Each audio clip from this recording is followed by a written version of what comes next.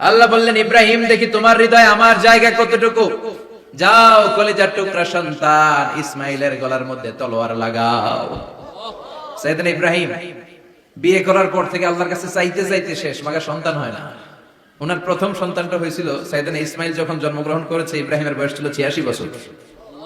সুবহানাল্লাহ কইতে মনে চায় না? এই এলাকায় আসেনি 86 বছর বয়সে সন্তান হয়েছে? হ্যাঁ, এরকম শক্তিশালী পুরুষ কেউ আছে? আহা, 86 বছর বয়সে তো হাঁটতেই পারে না। কথা কও। সাইয়েদনা ইসমাইলকে যখন আল্লাহ তাআলা সাইয়েদনা ইব্রাহিমকে উপহার দিয়েছেন, তখন সাইয়েদনা ইব্রাহিমের বয়স, চিল্লায় বলেন কত? 86 বছর বয়সে যে কলিজার টুকরা সন্তানটাকে হাতে পেলেন, চাঁদের মতো সুন্দর ছেলে। আল্লাহ বললেন, দেখি আমার হৃদয়ে তোমার জায়গা কতটুকু, ইসমাইলকে জবাই করো। বলতে দেরি, ছুরি লাগাতে দেরি হয় না। এরপরে উনি ওনার কলিজার টুকরা ছেলে সাইয়েদনা ইসমাইলের সাথে কি ডায়ালগ মারলে, সেটাও কোরআনের ভেতরে আছে না নাই? فلما بلغ معه السعي قال يا بني إني أرى في المنام أني أذبحك فانظر ماذا ترى। তিনি ছেলেরা ডেকে বললেন, ও আমার কলিজার টুকরা ছেলে ইসমাইল, গত রাতে আমি স্বপ্ন দেখেছি যে আমি তোমাকে জবাই করছি। ফানজুর মাযা তারা, তোমার অভিমত কি, অপিনিয়ন কি জানাও। সুবহানাল্লাহ বলেন। ছেলেরা বললেন, আমি স্বপ্নে দেখেছি তোমারে জবাই করতেছি, তোমার অভিমত কি? আমগরে যদি আমগো আব্বারা কইতো, কইতাম আমার দেখেন না, বড়টারে দেখছেন। কথা কন। বড়টাই কইতো আমার না মাজ্জাডারে দেখছেন, মাজ্জাডারে কইলে কইতো ছোটটারে দেখছেন। কথা কন। আমরা এটা কইতাম না? 100% আমরা এরকম উত্তর দিয়ে দিতাম। চিল্লায় কোন ঠিক কি না? কিন্তু সাইয়েদনা ইসমাইল কেমন ছেলে, বাপ কা বেটা সিপাহি কা ঘোড়া, কুছ না হতো থোড়া থোড়া, ঠিক কি না? ছেলে বলল, ইয়া আবাতি ফআল মা তুমারু সাতাজিদুনি ইনশাআল্লাহু মিনাস সাবিরিন। কি ছেলে, আমগডিও পোলা ওইটাও পোলা, পার্থক্য আছে না নাই? ছেলে কয়, বাবা আমি তো ডরাই না, আমি ডরাই আমনেরে লইয়া।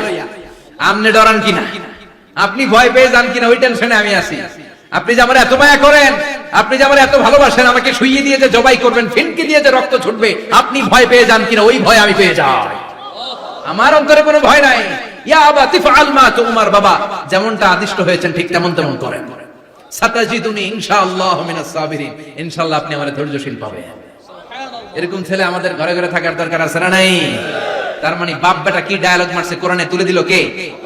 আমি আপনাদের খেদমতে সূরা আল বাকারার 124 নম্বর আয়াত তেলাওয়াত করেছি। এই আয়াতে আল্লাহ তাআলা একজন প্রসিদ্ধ নবীর ব্যাপারে কিছু তথ্য দিয়েছেন। এই তথ্যগুলো আজকে আমরা শুনবো ইনশাআল্লাহ। পড়েন।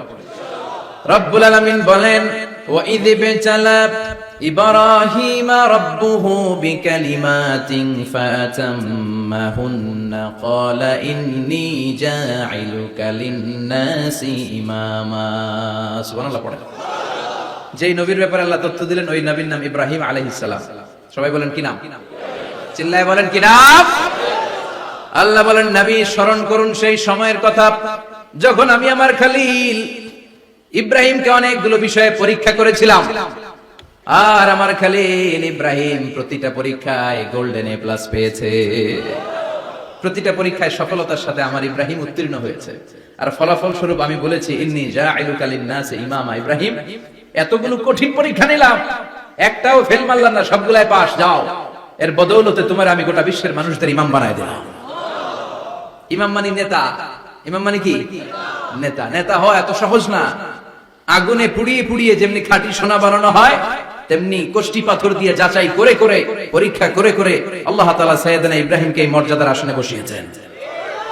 আল্লাহ বলে, অনেকগুলো পরীক্ষা আমি নিয়েছি সাইয়েদনা ইব্রাহিমকে। আল্লাহ যারে পছন্দ করে বেশি, তার জীবনে পরীক্ষা। বিশ্বনবী বলেন, আশাদ্দুন নাসি বালাআন আল আম্বিয়া। এই দুনিয়ার বুকে সবচাইতে বেশি পরীক্ষা নেয় আল্লাহ নবীদের। সুম্মাল আমসাল ফাল আমসাল, তারপরে সিদ্দিকিনদের, তারপরে শুহাদাদের, তারপরে সালিহিনদের। ইবতালার রাজুলু আলা হাসাবি দীনিহি, যেই ব্যক্তির দ্বীনদারি বেশি, তার জীবনে পরীক্ষা। বিশ্বনবীর আল্লাহ সান্ত্বনা দিচ্ছেন, নবী ওরা আপনারে গণক বলে, ওরা আপনারে জাদুকর বলে, ওরা আপনারে কবি বলে, ওরা আপনারে পাগল বলে, কিন্তু আপনি হতাশ হবেন না। একটার পর একটা পরীক্ষা আপনার উপর চেপে বসেছে। এগুলো দেখে ভয় পাওয়ার কোনো কারণ নাই, কারণ মুমিন ভয় পায় না। চিল্লায় এখন ঠিক কিনা? ও নবী, আপনি বিচলিত হবেন না, হতাশ হবেন না। আপনার আগে যেই নবীরা ছিল তাদের জীবনেও পরীক্ষা ছিল কি ছিল না? আমি আমার খালিল ইব্রাহিমকে অনেকগুলো পরীক্ষা নিয়েছি, প্রতিটা পরীক্ষায় সাইয়েদনা ইব্রাহিম পাশ করেছে। বিশ্বনবীকে আল্লাহ সান্ত্বনা দিচ্ছেন, সুবহানাল্লাহ পড়েন। বিশ্বনবী হতাশ হবেন না, ডোন্ট বি স্যাড, লা তাহজান, নেভার লুজ হোপ। ও নবী আশা হারাবেন না। আপনার উপর যেমন পরীক্ষা আছে, সাইয়েদনা ইব্রাহিমের উপর পরীক্ষা ছিল। সবার উপর আমি পরীক্ষা নেই। আপনারে ওরা কবি বলে গালি দেয়, গণক বলে গালি দেয়, জাদুকর বলে গালি দেয়, পাগল বলে গালি দেয়। যুগের ব্যবধানে এই গালিগুলো আছে, কিন্তু নামগুলো চেঞ্জ হয়েছে। চিল্লায় এখন ঠিক কিনা?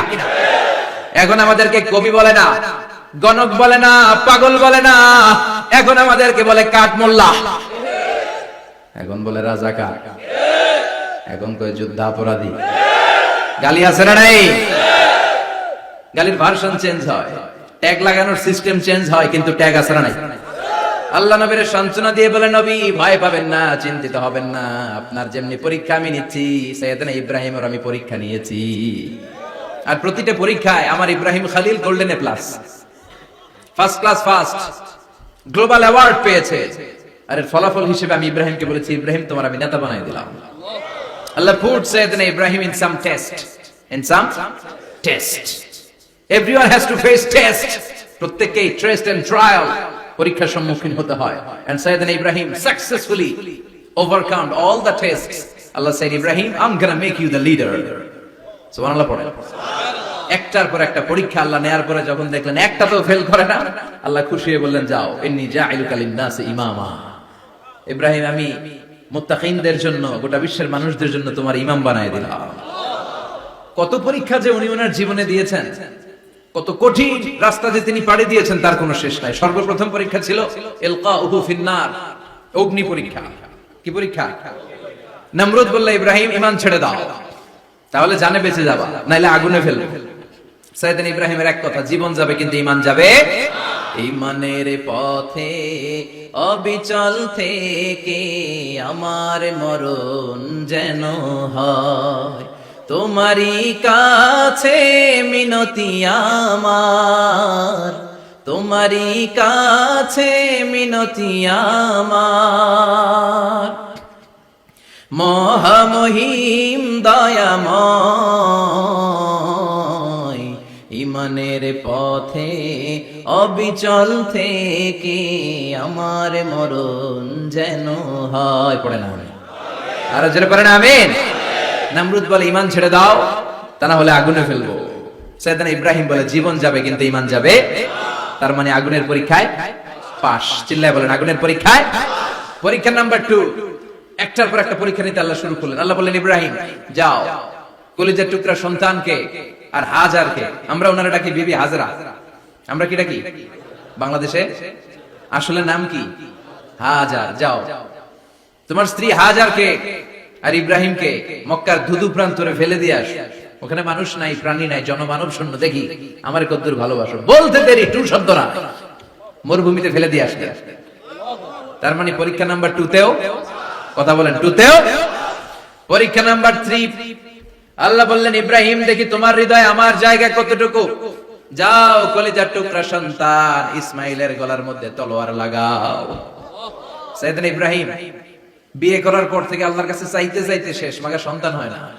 ওনার প্রথম সন্তানটা হয়েছিল সাইয়েদনা ইসমাইল যখন জন্মগ্রহণ করেছে, ইব্রাহিমের বয়স ছিল 86 বছর। সুবহানাল্লাহ কইতে মনে চায় না? এই এলাকায় আসেনি 86 বছর বয়সে সন্তান হয়েছে? হ্যাঁ, এরকম শক্তিশালী পুরুষ কেউ আছে? 86 বছর বয়সে তো হাঁটতেই পারে না। কথা কন।